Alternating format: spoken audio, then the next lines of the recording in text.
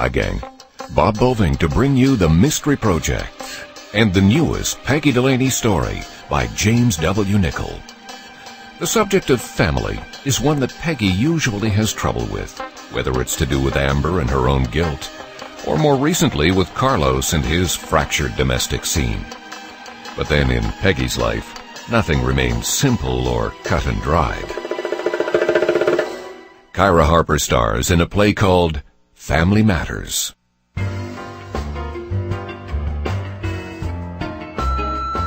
Hello there. You've reached Peggy Delaney, Toronto Tribune. If you have something confidential you want to pass on, just leave your name and number. The walls have ears. I'll get back to you. If you're calling to give me fulsome, unqualified praise for my columns, feel free now. If you're calling to scream at me, fascist, socialist, cop hater, cop lover, pro-lesbian, anti-lesbian, or anything else that strikes your fancy, go for it. After all, it is a quasi-democracy. Here comes the coffee brigade, as requested. Thanks. Work almost done. It's your third coffee. You worried about my health? No, my sleep.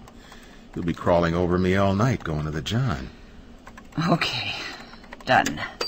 Get me off this thing. I hate doing research on the internet. I always get lost. What's the time? Oh, it's almost 1. Yeah. You should go to bed. Just waiting for you. Why? As if I didn't know. Yeah. That too. That too? I want to talk to you about something. What? I was just talking to Julie. Laura can't come this weekend. No, she can come. That's not it. She was telling me she's met somebody. Really? Yeah, I guess it's serious. Serious? They've been seeing each other for 3-4 months. He's a client at the law firm where she works. That's how she met him. He's some kind of businessman. Mm-hmm. Well, that's good, isn't it? Your ex-wife has a boyfriend. Now maybe she won't be calling you every time the roof leaks or a tap trips. She can call him. She's invited us over for dinner. She wants us to meet the man who will be like Laura's stepdad. You're kidding. No. She says she's going to marry him as soon as our divorce is final. Oh. How do you feel about this? Not good. Laura's only 6. It'll confuse her. Uh-huh. And? And? There's an and? He doesn't live here. He lives in Halifax. He's only been in Toronto temporarily on business. Meaning? Meaning, Julia's talking about her and Laura moving to Halifax. Oh, God. Can she do that? I don't know. I could fight to keep her here. It's a long way to take my daughter. To take her away from me. I thought you said when the divorce goes through, you were going to get shared custody. We started off talking about shared custody.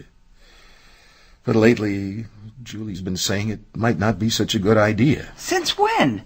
Since Mr. Wright came along? No, before that. But she says we should put in the agreement that I get to see Laura as often as possible. What does that mean? I don't know. Carlos, go to court. Fight her. Well, I'm thinking about it. I've always tried to keep things on an even keel between Julie and me. She's a good mother. Yeah, well, you're a good father, and we are not going to her dinner. I don't know. I'd like to meet him, see what he's all about. She's going to suck you in. No, she isn't. Yes, she is. Maybe there's some other kind of arrangement that would suit everyone. Well, he could fly back and forth. The guy's rich, apparently. Patterson Webster. That's quite a name. Patterson Webster. What? It just rings a vague bell. Well, he's been in the news. Opening auto service franchises all over the city. You know, like Speedy Muffler. Only more comprehensive, Julie tells me. Carlos, fight for your daughter. Yeah.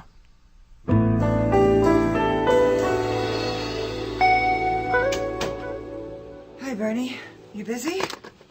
I'm going to Paris. I just booked the flight 10 days from now. The cleaning business must be good. The cleaning business has nothing to do with it, baby. Oh, how long are you going? 3 days. 3 days?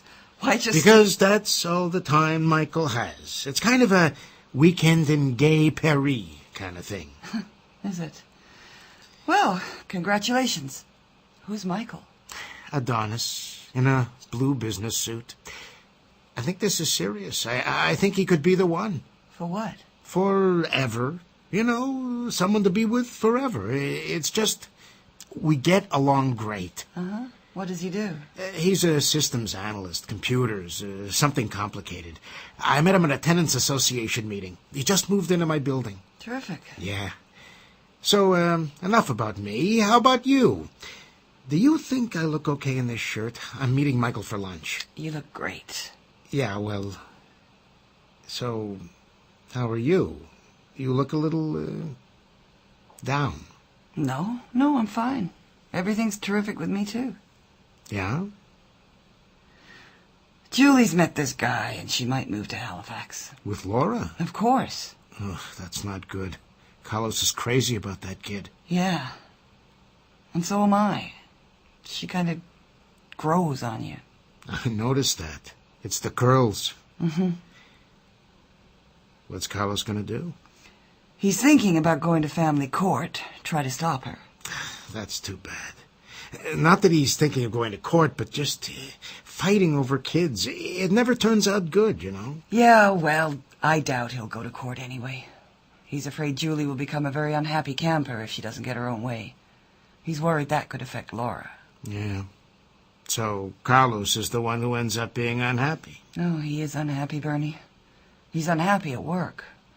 His fellow cops are still giving him the cold shoulder for blowing a whistle on that illegal conspiracy they were trying to pull off.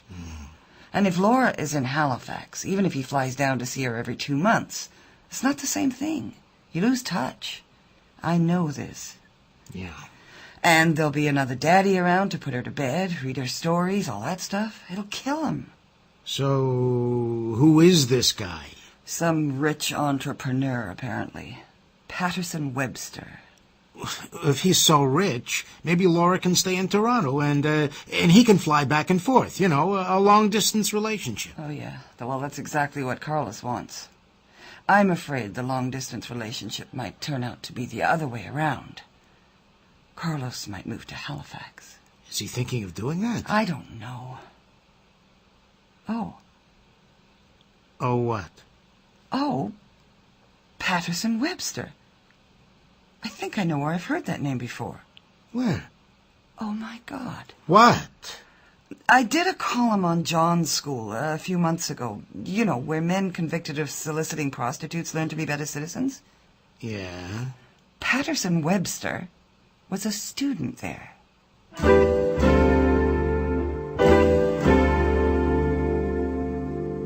John's School. Yeah, I think I actually have his name in my file somewhere. What's John's School? Don't you ever read my columns? It's kind of behavior modification training, like you might put your dog through.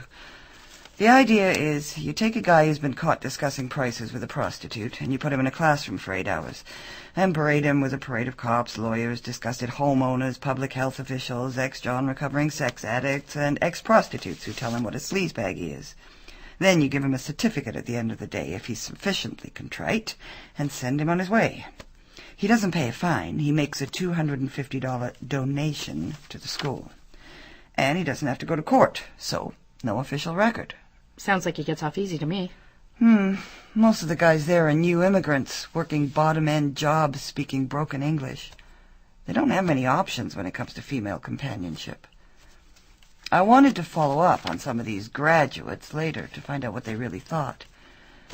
Ah, here it is. I wrote down a few names. They give out their names? Well, no. There was this list, so they could make sure whoever was supposed to show up that day did. One of the administrators left it out on a desk for a minute or two. Mom, I don't know. Sometimes... That's a reporter's job, Amber, to gather information.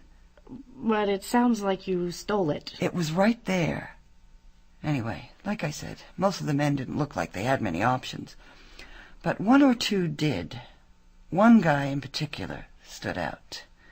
Because he certainly looked like he could afford a call girl if he was so inclined. He didn't have to negotiate out on the street. See this name? Patterson Webster. Uh-huh. How about that? What a creep. Yeah.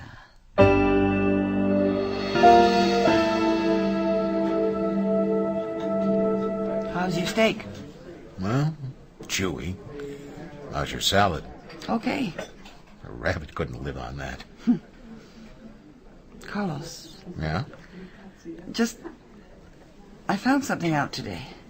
What? I don't want you to go crazy. You don't want me to go crazy? Julie's boyfriend. Remember how I found his name vaguely familiar? Yeah? Well, that was because he's in my files. He got caught on some street somewhere, picking up a prostitute. Picking up a... How do you know that? Because he was in John's school. I was doing a piece, and that's where I got the name. I think I know what he looks like, too. Tall, sandy hair. Patterson Webster has a secret life. Yeah. Who knows what this guy's all about? Or what's going on in his head? I don't want him anywhere near my daughter. No. He doesn't touch my daughter. He doesn't get near her. God. What are you going to do? Do? Can't think of anything legal right now. You could talk to Julie. No, I could talk to him, face to face, not behind his back. And say what? Tell him what I know, and that Laura won't be going anywhere with him. He can either disappear now, or I'll talk to Julie, and she'll kick his ass out the door anyway. You should be careful, though. What do you mean? Well, there just might be more than one Patterson Webster. True. And I'd just as soon not have to go to Julie's dinner to identify him. You could get a copy of the original arrest sheet, though, couldn't you? Probably. And it would have his Toronto address, wouldn't it? Yeah. Okay. Meanwhile, I'll talk to Julie and postpone the dinner. I'll think of something. And I'll try to find out what her Patterson Webster's address is. We can see if they match. It's better than a libel suit. Carlos? I have to talk to this guy. Laura isn't going anywhere. Wait until we check, please. Yeah.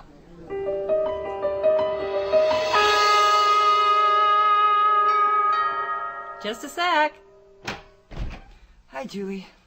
Peggy, come on in. Is Laura ready? Almost. She ran back upstairs to get some new board game she wants to show her dad. Laura, Peggy's here. Oh, it's okay. I'm in no hurry. No, well, I have to go out soon. Oh, you look great. I love the jacket. Oh, thanks. It's an Armani.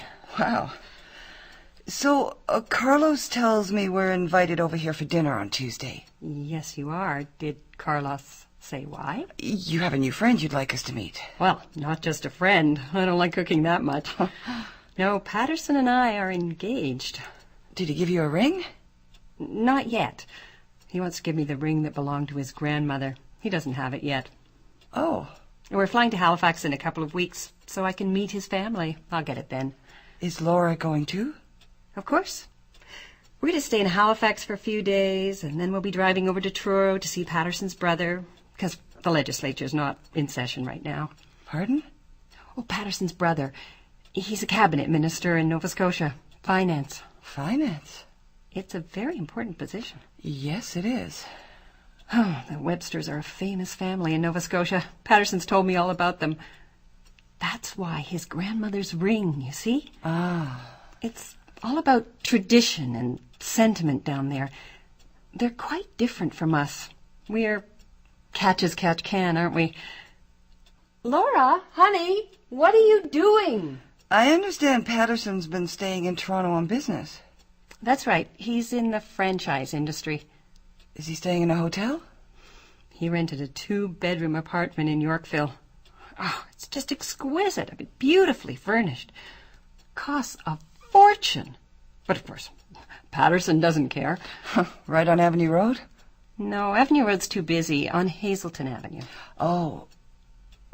Before I forget, Carlos said to tell you that something's come up, and next Tuesday's not good for him.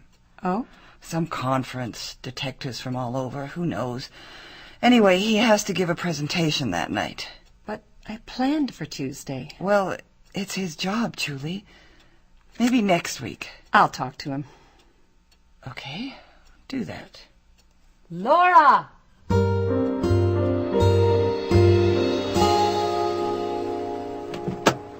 Hi. Pick her up? Yeah, she's at the house. Amber's babysitting. Good. How is Julie? Just being Julie, even more so. Full of Patterson Webster. Well, not for long. Here's a copy of the citation he was given when he was arrested. And a copy of the charge sheet. Arrested at Sherburne and Gerard. Oh, that's a hooker stroll, all right. Downscale, though. Maybe that's his taste. Patterson Sutton Webster. 2880 Kingfisher Crescent, Halifax. Toronto Res. 118 Hazelton Avenue, Suite 4. Does it check out? Oh, yeah. Okay. I'll set up my goodbye talk with him. Yeah. Now, don't go crazy. You've already told me that. You could call Julie and get his phone number from her. Yeah? Maybe you could say you're going to phone him to apologize for screwing up on your dates. You have a police conference next Tuesday night. I have a what? A police conference. Oh. Carlos, did you notice this? What? The girl who was booked with him, the hooker. Alice Marie Thompson. Yeah, she's from Nova Scotia, too. So what? Lots of girls come up from the East Coast to work the streets here. Uh-huh. Anyway, she's not from Halifax. She's from Truro. Right. Did Julie tell you about Patterson's brother, the MLA? He lives in Truro. Yes, she did. Almost every time I talk to her. Check out the girl's age. 15. He's just lucky he wasn't caught in the middle of whatever filthy act he had in mind. Sex with a 15-year-old. Now that's big trouble. Yeah.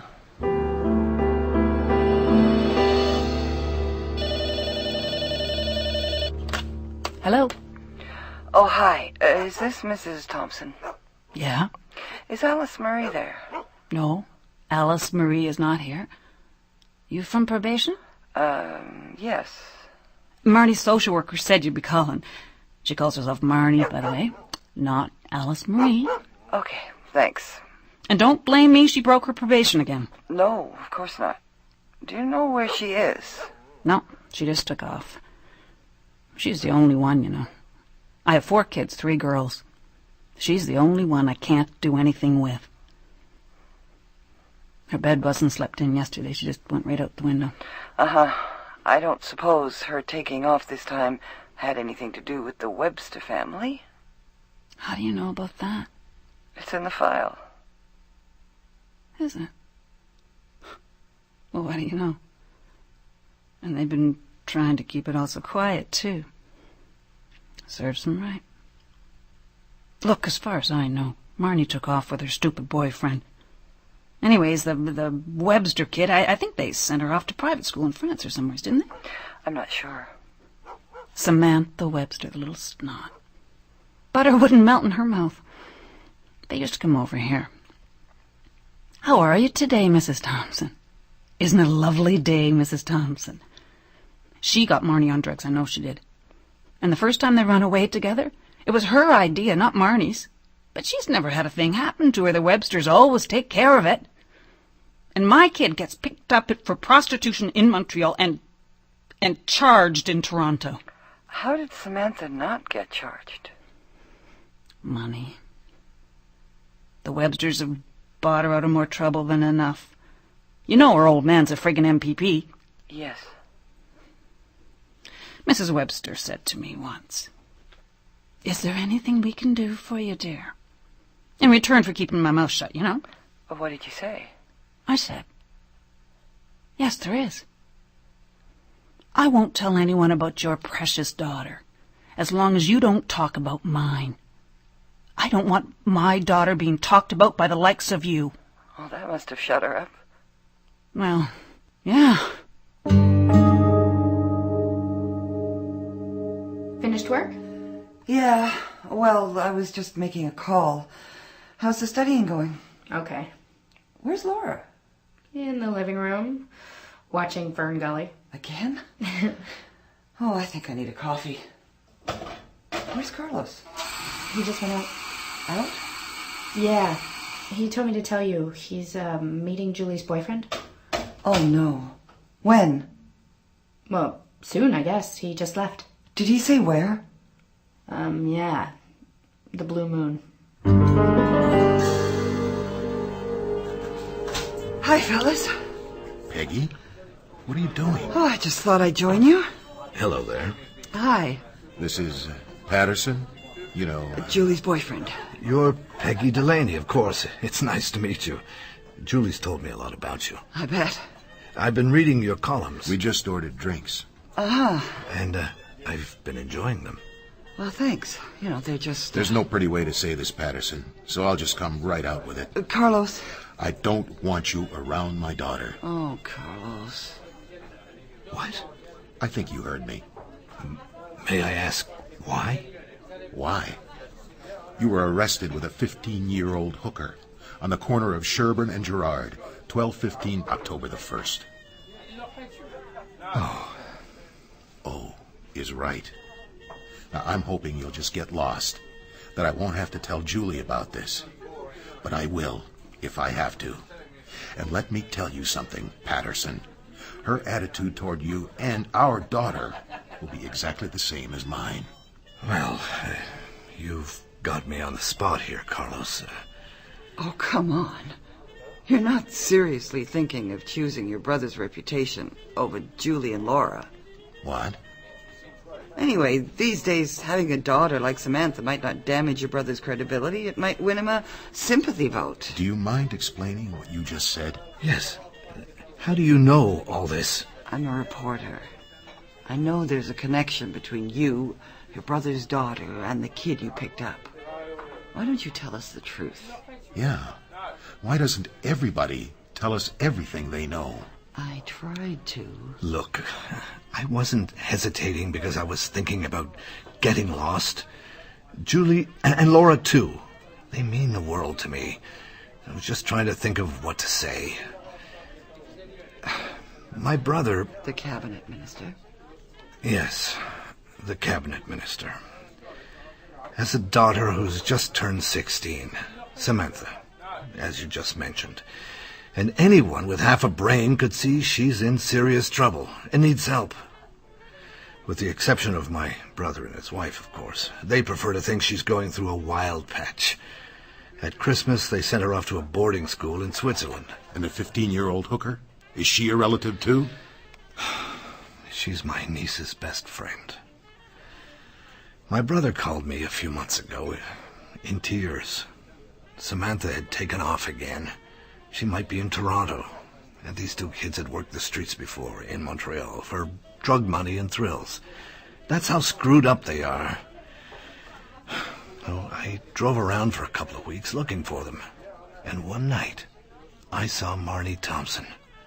I stopped. She jumped into my car. And a patrol car came up behind, lights flashing. We were both booked. Did she know who you were? Oh, yeah, once she was in my car. But you both kept quiet. Yeah. They put her in the patrol car, and they gave me a ticket. I drove around the block and waited, and then I followed them to a police station. Within an hour, I had a lawyer bail Marnie out. Within another hour, she'd led me to this motel where she and Samantha were staying. I got a hold of Samantha's wrist and didn't let go until I delivered both girls back to Halifax. Of course, Marnie had to come back to Toronto for her court date. And you chose John's school instead of being identified in open court, just in case there was a nosy reporter around. Why? Because someone might make the connection to your brother? No, Carlos, it's not so much about him, his career. It's about the Webster family's reputation for 7 generations. That's what matters. That's where I noticed you, at John's school. You did? So that's how... Uh-huh. I thought John's school was supposed to be anonymous. You never know. Yeah, well, now I don't know what to say. You don't have to say anything. Yes, I do. I owe you an apology. No, Carlos. You are absolutely doing the right thing. And I just want to say that I'm not even thinking about trying to compete with you around Laura.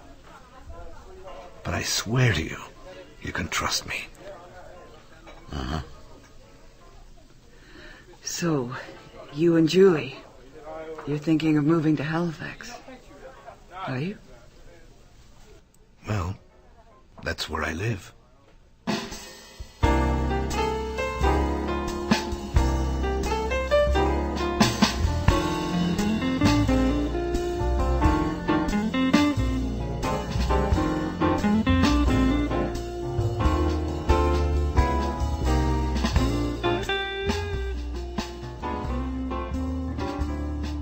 You've been listening to a play called Family Matters. It was this week's episode of the Peggy Delaney series by James W. Nichol. In the cast, Kyra Harper was Peggy, Caterina Scorsone was Amber, John Stalker was Bernie, George Booza was Carlos. With them were Amanda Hancock as Julie Savo, Fern Downey as Joyce Thompson, and Peter McNeil as Patterson Webster. The music was composed and conducted by Milan Kimlicka and performed by Ray Parker, Kevin McKenzie, Rick Whitelaw, and Scott Alexander. The recording engineer was Wayne Richards, with sound effects by Matt Wilcott. The associate producer was Colleen Woods. Production and direction were by Bill Howell, the executive producer of The Mystery Project. Our coordinating producer is Barry Morgan. I'm Bob Boving, thanking you for listening and inviting your comments.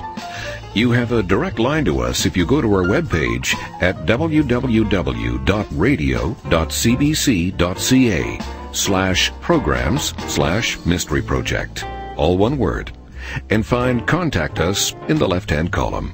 We're as close as your keyboard. See you next week.